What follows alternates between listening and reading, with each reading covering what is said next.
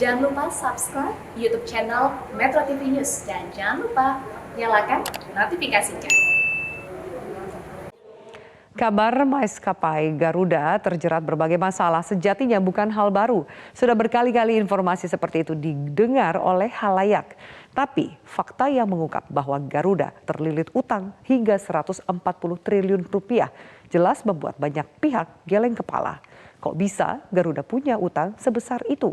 Inilah top review pada malam hari ini.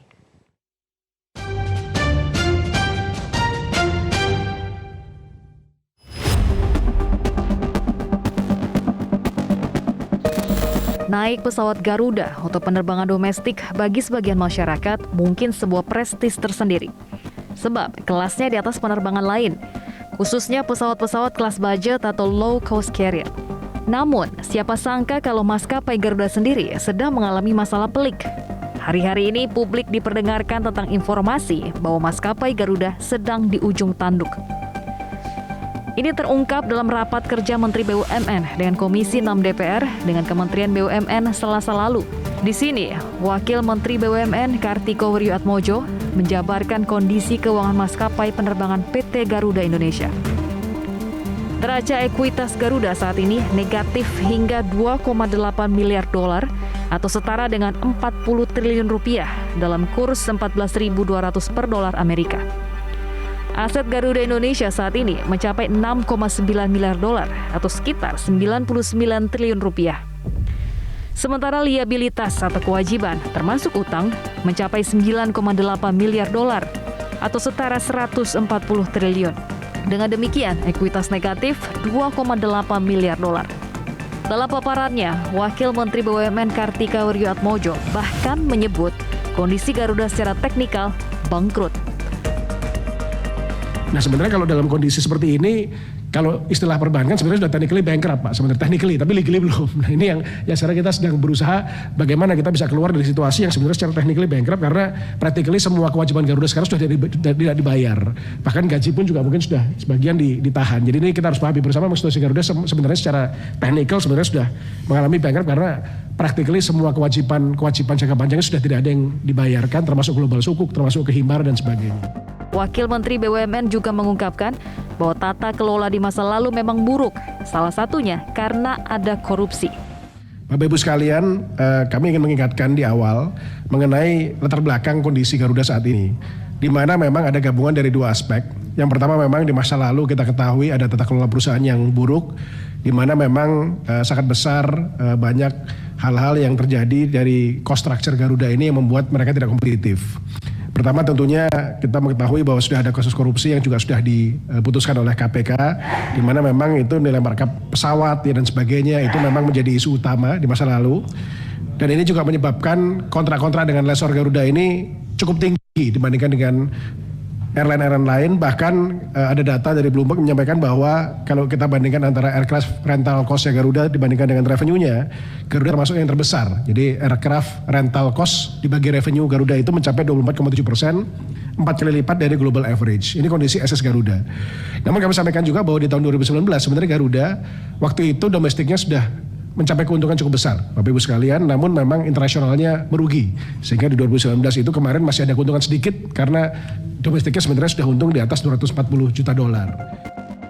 Pandemi memperburuk kondisi Garuda Indonesia dengan tambahan utang 100 hingga 150 juta dolar atau 1,5 hingga 2 triliun rupiah setiap bulan.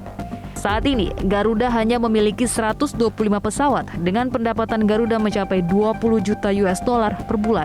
Adapun Garuda sedang menempuh proses restrukturisasi untuk mengurangi utang dengan 32 lessor. Jika restrukturisasi perusahaan berhasil, Kementerian BUMN Perseroan berkomitmen terus melakukan pembicaraan dengan para lessor untuk melakukan restrukturisasi, menurunkan kewajiban Garuda dari 9,8 miliar dolar menjadi 2,6 miliar dolar.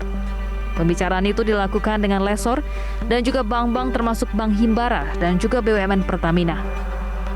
Memang proses restrukturisasi di kasus Garuda ini dari awal kami menyadari bakal panjang. Bukan berarti ribet, tapi bakal panjang karena ada 800 kreditor yang kita mesti hadapi. Mainly memang yang paling rumit dan kita menyadari paling sulit adalah lessor. ada 3 skema restrukturisasi yang disiapkan Garuda. Pertama, Garuda akan mengurangi jumlah pesawat dari 200 buah armada pada 2019 menjadi 134 pada 2022. Pengurangan jumlah armada ini sejalan dengan pemangkasan rute serta tipe pesawat. Garuda akan berfokus menerbangi rute potensial dalam negeri. Sedangkan dari sisi jenis pesawat, Garuda bakal memangkas armadanya dari total 13 jenis menjadi hanya 7 jenis.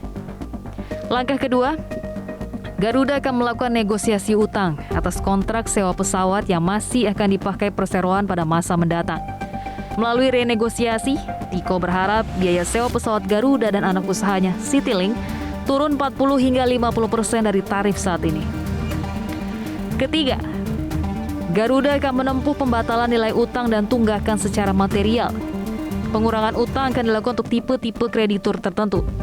Untuk kreditur BUMN seperti Airnav, Gapura, dan bank-bank Himbara, Garuda akan menerbitkan Zero Coupon Bond atau ZCB.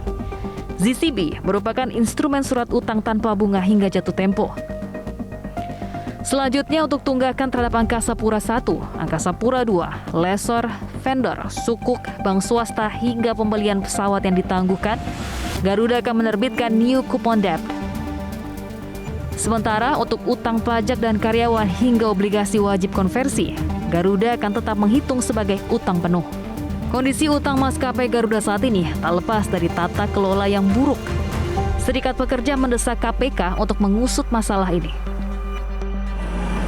Dukungan kepada KPK untuk melakukan pengusutan terhadap semua transaksi yang patut diduga adanya tindak pidana korupsi, khususnya terkait dengan pengadaan pesawat. Mau kami sampaikan, sebenarnya dari kami sudah beberapa kali melaporkan, namun sampai detik ini belum ada tindak lanjuti. Tentunya masalah yang membelit maskapai Garuda tidak bisa diatasi dengan langkah biasa. Sebab sudah lama maskapai plat merah digerogoti oleh buruknya tata kelola perusahaan.